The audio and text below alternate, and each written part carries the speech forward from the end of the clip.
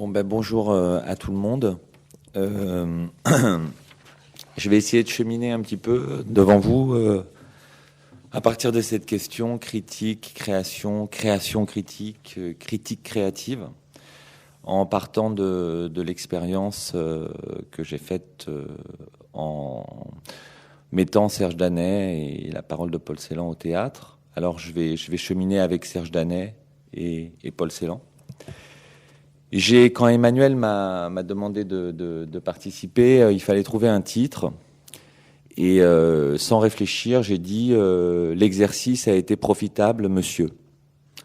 Alors l'exercice a été profitable, monsieur, c'est une réplique qu'un petit garçon qui s'appelle John Mohun prononce plusieurs fois dans un film de Fritz Lang qui s'appelle Les Contrebandiers de Moonfleet. Mais l'exercice a été profitable, monsieur, c'est aussi le titre d'un livre de Serge Danet.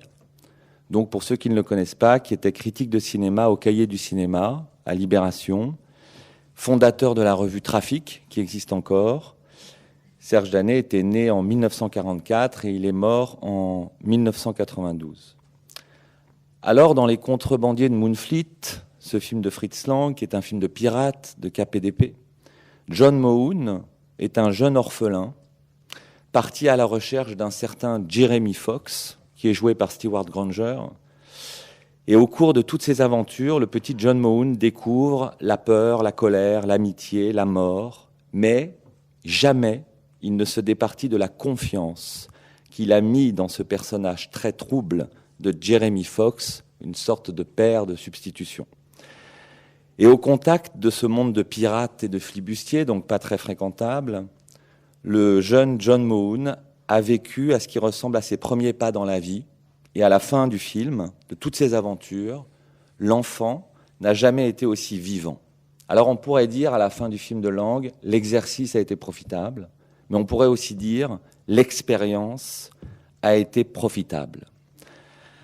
En choisissant Les Contrebandiers de Moonfleet, qui est une œuvre initiatique, comme film de chevet, et John Mohun, ce jeune garçon, comme une sorte de substitut de celluloïd, il m'apparaît que Serge Danet place son rôle de critique, son geste de critique, sous le signe, tout d'abord, de la confiance en l'expérience, celle de la vie d'abord, et puis celle que peut constituer la rencontre avec un film, avec des œuvres, la fidélité à l'enfance, et troisième point, la nécessité de la transmission.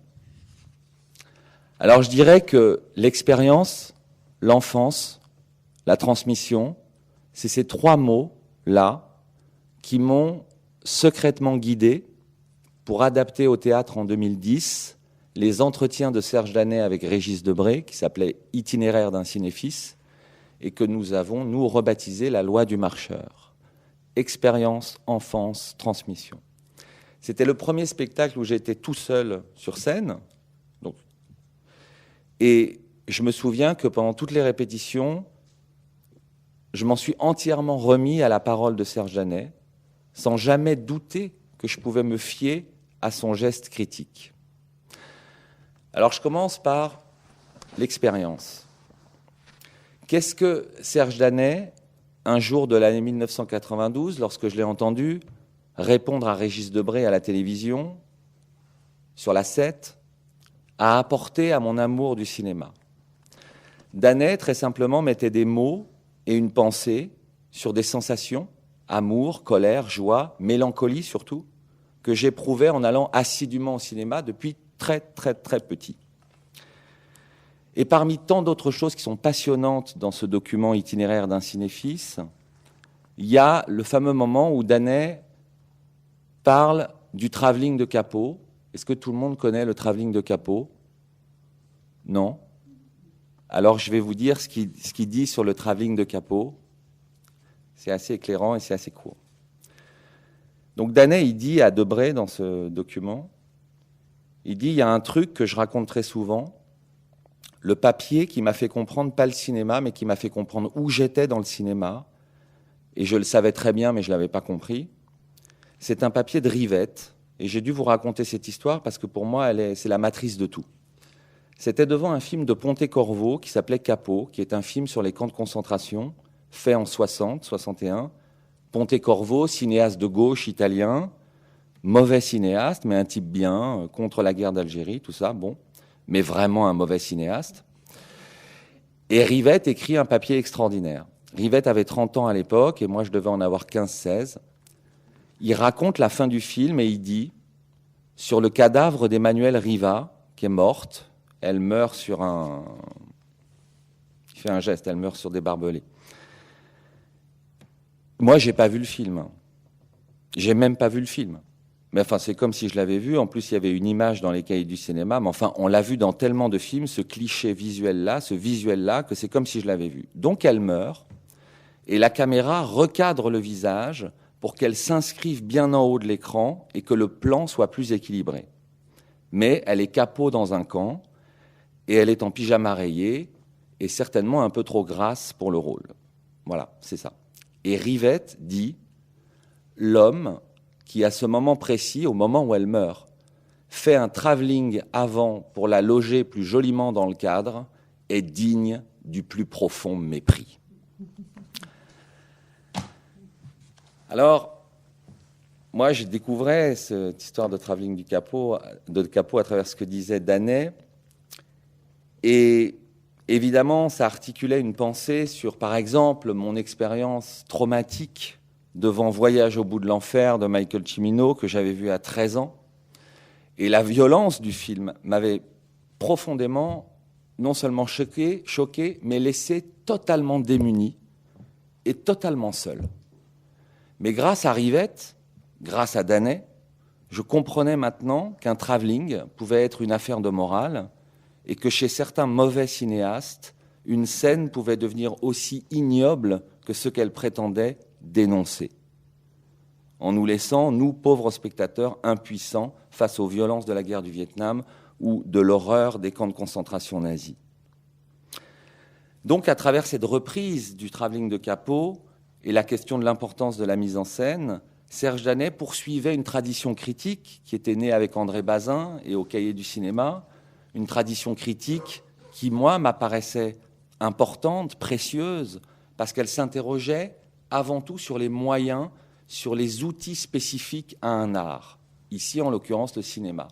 Godard, par exemple, disait de Nicolas Ray, après La fureur de vivre, ou Johnny Guitar, impossible de ne pas se dire, voilà un auteur qui n'existe que par le cinéma, voilà qui serait nul dans un roman, sur une scène, partout ailleurs, mais qui sur un écran devient fantastiquement beau. Outil spécifique à un art. On sait que le geste critique est fondateur pour les cinéastes de la Nouvelle Vague et qu'ils n'ont jamais séparé l'acte de critiquer et l'acte de filmer. Critiquer, Godard il l'a toujours dit, c'était d'abord créer, c'était aussi créer. Et cette tradition critique a une très longue histoire dans les arts. Vous le savez, on peut remonter à Brecht, à Baudelaire, je vais aller très vite, et plus avant encore dans le passé, comme dirait Célan, au théâtre français du XVIIe, donc Racine, Molière, et je pense que même chez Molière, je crois que le geste critique est au fondement, sans doute, de certaines de ses plus grandes pièces, en tout cas Don Juan et le Misanthrope, c'est sûr, qui sont des mises en jeu critiques, je dirais, qui dialoguent avec l'interdiction faite au Tartuffe. Et quand Alceste, par exemple, arrive sur scène, c'est d'abord dans la conscience qui ne joue pas dans la bonne pièce, et la colère qu'il laisse éclater, c'est avant tout celle de Molière, qui est en train de se battre face aux attaques des dévots. Voilà. Alors cette longue filiation critique, Danet, il se met dedans. Et je dirais que cette filiation critique, c'est d'abord un geste vivant, passionné et amoureux, qui cherche à rendre compte de l'expérience singulière qu'on peut tous faire face à une œuvre. Et à travers ce geste passionné, la critique, à mon sens, reste du côté de l'acte créateur, le transforme même, en ouvrant un espace de dialogue avec l'œuvre. Danet disait « faire l'expérience des œuvres et pas seulement l'apprentissage d'un savoir ». D'ailleurs, il distinguait deux types de critiques, l'avocat et le juge. L'avocat, c'était celui qui était du côté de l'œuvre et qui prenait la parole au nom de l'œuvre. Et le juge, évidemment, c'était le critique qui était du côté du public, du prétendu goût du public, c'est-à-dire de l'audimat. Donc ce mouvement critique qui interroge la forme même d'un art en réfléchissant d'abord à ce que cet art a de plus spécifique, de plus singulier, c'est bien ça la question du travelling de Capot, c'est comment ne pas trahir son propos par une forme inadéquate. Eh bien, ce mouvement critique-là, qui s'interroge sur la forme spécifique d'un art, à mon sens, n'est pas différent des questions qu'un artiste se pose quotidiennement dans l'exercice de son art. Et j'ajouterais que ces questions, ces réflexions sur le vocabulaire, sur la grammaire précise d'un art, sont aussi le meilleur moyen pour faire dialoguer les arts entre eux à partir de leurs différences. Et également pour les inscrire dans le monde, c'est-à-dire les relier au monde. Par exemple, dans La Loi du Marcheur, donc le spectacle qu'on avait fait, l'image cinématographique, c'était un film de Howard Hawks, Rio Bravo, était comme invité sur le plateau du théâtre. Et il y avait une interaction entre le corps de l'acteur et le film, mais qui s'inventait à partir des différences de ces deux arts. Et donc, il y avait un dialogue qui pouvait s'installer, qui prenait la forme ludique d'un combat, en fait, aussi simple que le rapport du petit, le corps de l'acteur, face au grand, l'écran de cinéma. Ça créait un dialogue critique, vivant, et qui s'inventait entre le théâtre et le cinéma. On essayait de les faire dialoguer. Je voudrais passer à l'enfance, parce que le geste critique, tel que je le vois chez Serge Danet, est pas séparable, donc j'ai dit, de la passion, de ce rapport amoureux avec le film. Et je crois que ce geste critique amoureux, il passe aussi par le corps.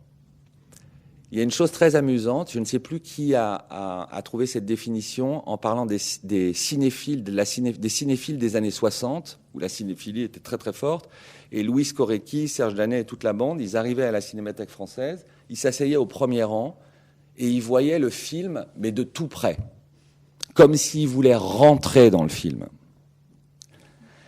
Et quelqu'un les a appelés les gloutons optiques. Alors, glouton optique, on voit bien qu'il y a quelque chose d'intéressant pour quelqu'un qui va mettre une pensée critique en pratique, c'est que ça a un rapport avec le corps. C'est-à-dire qu'on a envie de bouffer le film, on a envie de l'avaler, le film. Et ce geste amoureux qui passe par le corps, il se déploie en plus à l'intérieur d'un cadre très précis, là en l'occurrence, c'est la salle de cinéma. Et puis, ça continue à la sortie de la salle de cinéma, parce que ce geste critique, il s'élabore dans la marche, et surtout dans la parole qui s'improvise avec le film, une fois qu'on est sorti de la salle et qu'on rentre chez soi la nuit, à Paris, de la Cinémathèque française, au 11e arrondissement, en parlant, en improvisant. C'est ce que Danet appelle la tradition orale du cinéma, qui est tellement importante, puisqu'on refait avec la parole un autre livre, un autre film. Danet raconte cette chose merveilleuse avec Jean-Claude Biette. Pendant des années, il citait une réplique du Tombeau hindou de Fritz Lang, jusqu'à ce qu'ils revoient le film tous les deux et qu'ils s'aperçoivent que la réplique n'est pas dans le film, évidemment. Ils avaient refait un autre film. Je viendrai après sur fictionner sur la fiction. Donc, ce rapport charnel, physique avec un art, moi je l'ai reconnu chez Danet assez vite. Et c'est aussi ce que j'avais aimé chez Barthes, dans Le plaisir du texte, ça me paraît évident. Et même, j'avais travaillé une scène pour présenter le conservatoire, je ne l'avais pas eu d'ailleurs, une scène de Pyrame et Thisbé de Théophile Deviau, et j'avais entièrement travaillé avec un article de Gérard Genette qui s'appelait Jour et nuit.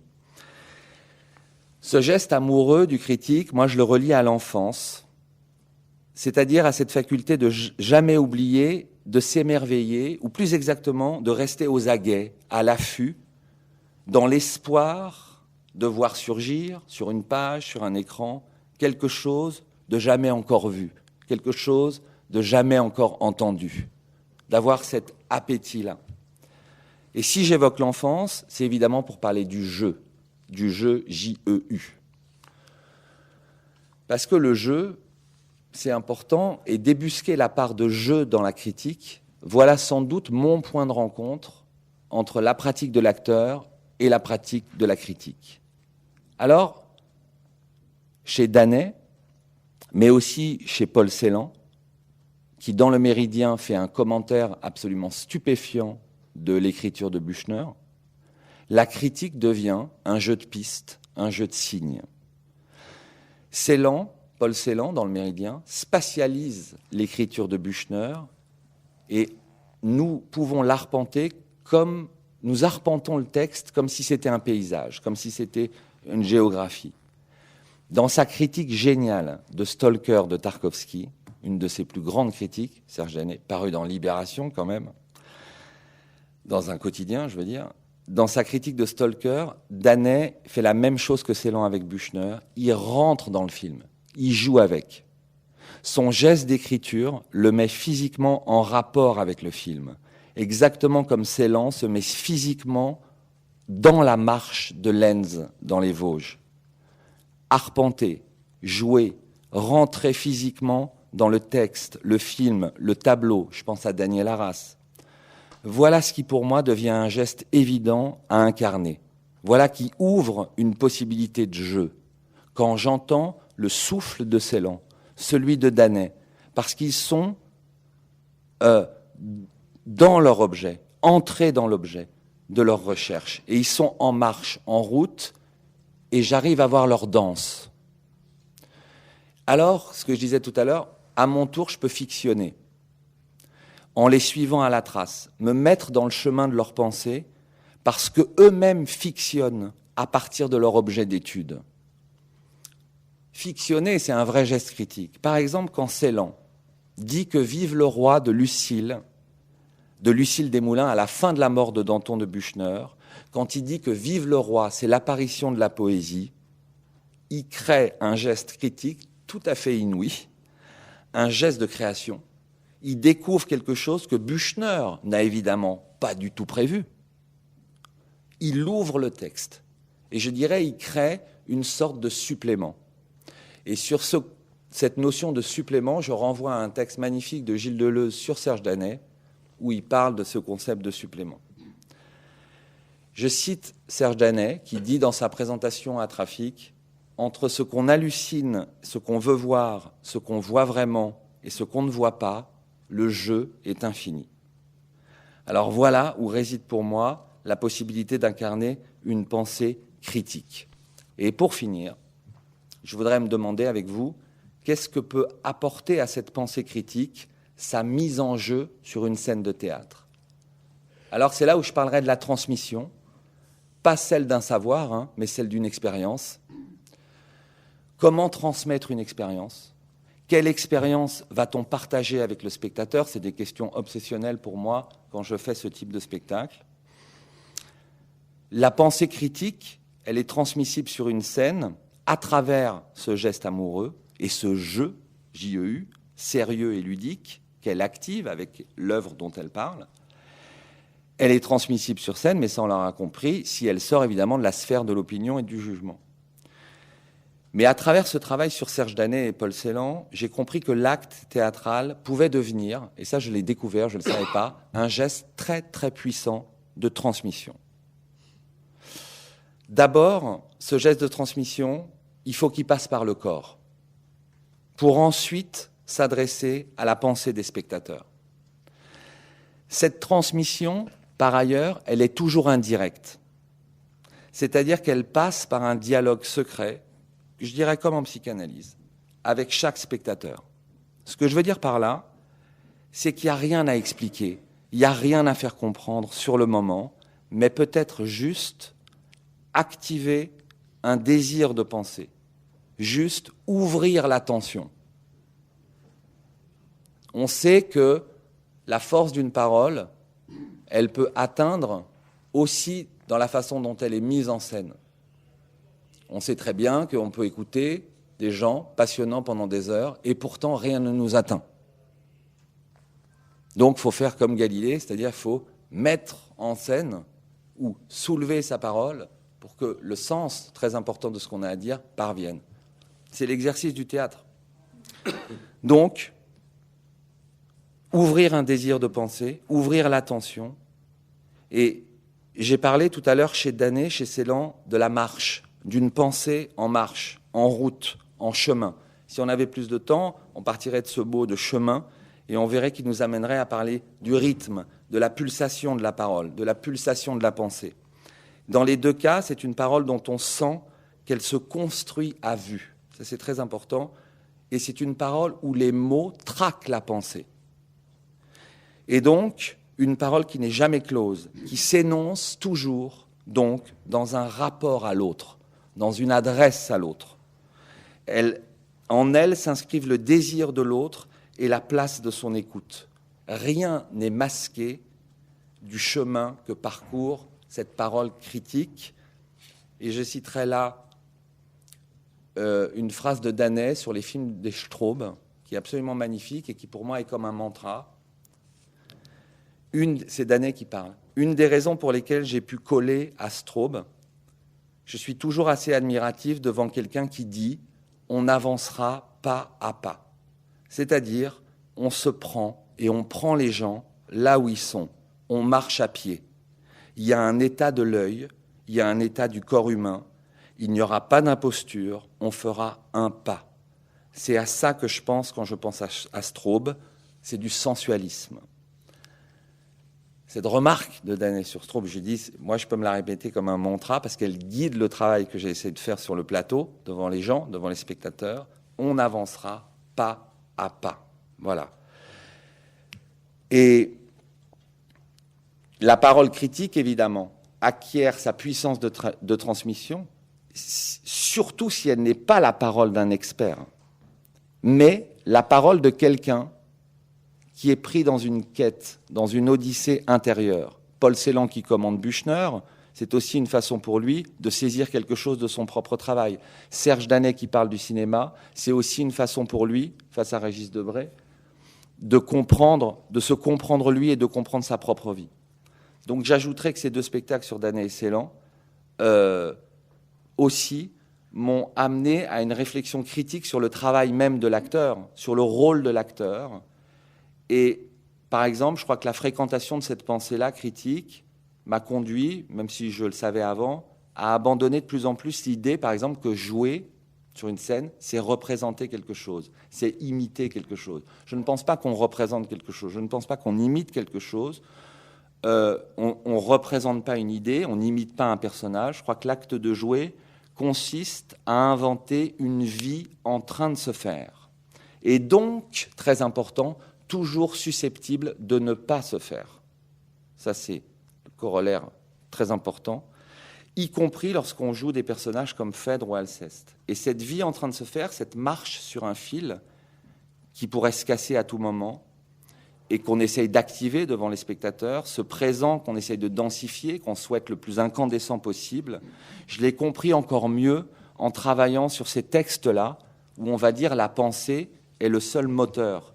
Mettre la pensée en action sur une scène, c'est prendre le risque qu'à chaque instant, elle puisse s'arrêter, s'échapper. Et pour lui donner vie, nous devons avancer à vue. Si on n'avance pas à vue devant les spectateurs, quelque chose se passe d'horrible, immédiatement. Avec ce type de texte, c'est immédiat. C'est le ton professoral.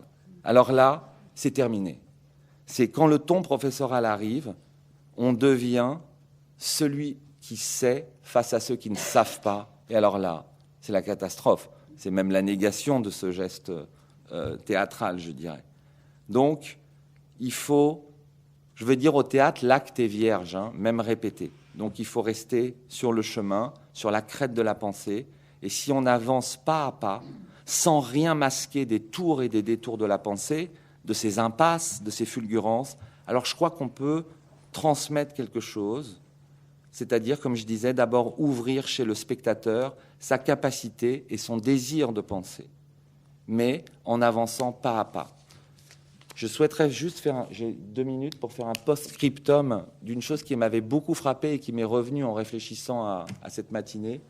Lorsqu'on a fait la loi du marcheur en 2010, qu'on a créé le spectacle, je me disais, bon, bah, c'est intéressant, je suis très curieux de voir la réaction des critiques de théâtre. C'était quand même un spectacle qui parlait du cinéma, etc., mais où surtout, quand même, Danet parlait de son rôle de critique. Et parler de ce que c'est que d'écrire un papier sur un film, sur une pièce, etc. Moi-même, en tant qu'acteur, je m'étais déplacé, j'avais pris la parole d'un critique de cinéma. Donc je me suis dit, il va y avoir un dialogue très, très intéressant avec les vrais critiques qui vont venir voir le spectacle. Quelle ne fut pas ma surprise quand j'ai découvert que les critiques, donc là je parle du théâtre, hein, mais même il y a eu des critiques de cinéma qui sont venus et qui ont fait des papiers, parce que la grande idée des journaux, c'était « Ah ouais, ce spectacle, on ne va pas envoyer notre critique de théâtre, on va envoyer notre critique de cinéma. » Mais au fond, tous avaient la même grille de lecture. Alors, on ne parle pas de la critique savante, ici on parle de la critique qui se fait dans les journaux et tout ça. Ils avaient tous la même grille de lecture, toujours la même, c'est-à-dire je décris ce que j'ai vu, et dans le dernier paragraphe, c'est pour ça qu'il faut toujours lire que le dernier paragraphe, je dis si j'ai aimé ou pas. Voilà. Je pensais que quelqu'un allait dire, grâce à ce spectacle, allait pouvoir parler à son actionnaire, à ses actionnaires, en disant « dites donc, redonnez-nous de la place pour la culture dans les journaux, parce qu'il n'y en a plus. » C'était pour eux un formidable objet de dialogue, ce spectacle. Ben non, ils sont restés dans leur rôle d'écrire ce qu'ils voient. Voilà. Hein. Parce que tout est représentation. Voilà. Alors que là, il y avait un geste qui était un peu différent.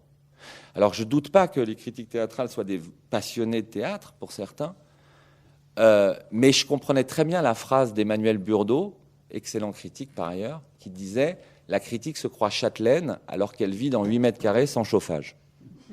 Et je sentais ce truc un peu châtelain, mais effectivement dans 8 mètres carrés sans chauffage, c'est-à-dire qu'en plus, ils ont de moins en moins de place. Donc, ils auraient pu prendre ce spectacle pour parler à leur patron, pour dire « Hey, vous voyez ce que dit Danet, nous aussi, on voudrait plus de place dans nos journaux et tout ça. » Bon, moi, je m'étais déplacé, là, mais eux, ils ne se sont pas déplacés. Mais je ne désespère pas. Merci.